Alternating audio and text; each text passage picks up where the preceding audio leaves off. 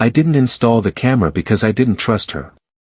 I installed it because I wanted the truth to stare me in the face. That morning, she served me coffee with the same polished smile she'd mastered for social dinners. Her phone buzzed twice.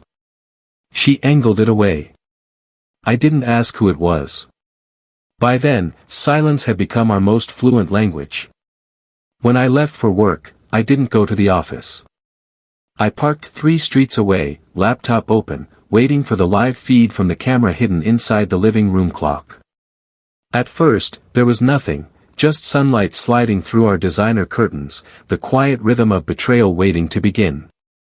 Then the doorbell rang, and in walked her boss. He was the kind of man who spoke with his watch, his cologne, and the arrogance of someone who'd never been told no. He didn't even hesitate to kiss her. She didn't hesitate to respond. That was the moment I stopped breathing. Not from heartbreak, but from clarity. We'd met 6 years ago. I was the quiet one, building my business brick by brick. She was the fire that turned every room into a spotlight. She liked how calm I was, how focused. I liked how she made the world feel bigger than it was. I built her a life that glittered, cars, vacations, a penthouse view. She built me a lie wrapped in laughter. When her success came, I celebrated harder than she did. I didn't notice that her boss's name came up too often, that she dressed for meetings that lasted late, that she started saying, "my money," instead of, "our money." The night she forgot to close her laptop, I saw a message from him, 3 words that burned into me like acid: "Can't wait tomorrow." It wasn't the words. It was the timing. I was out of town that night. I didn't confront her. I didn't scream. I didn't accuse. I planned. I started by moving quietly, redirecting the accounts she never looked at, creating a shadow layer beneath our shared life. I hired a friend, an IT analyst, to install a hidden camera inside a decorative clock she had bought. Irony tastes better when served with betrayal. Then I waited. Days turned into weeks. Every moment she lied, I smiled a little more convincingly. I started to understand the psychology of a traitor. They lie not just to you, but to themselves every single day.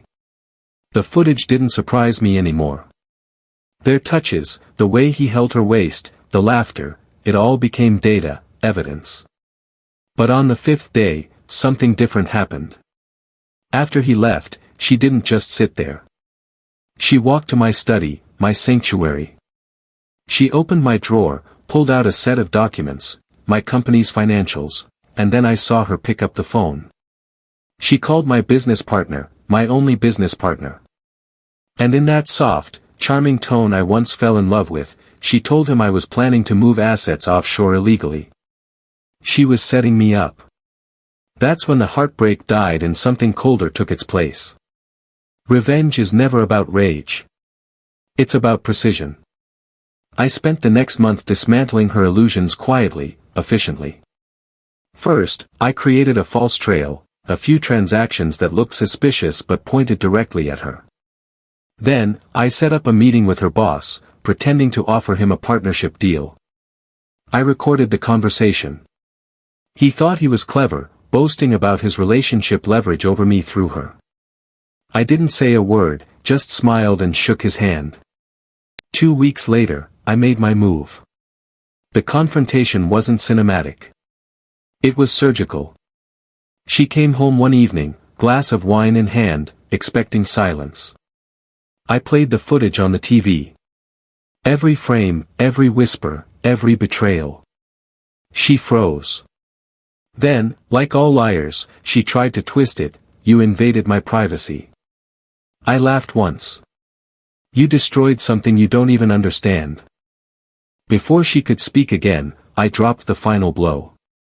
Her company had just received an anonymous email with evidence of insider leaks from her and her boss. The board had already suspended him. The recording of his relationship leverage made sure of that.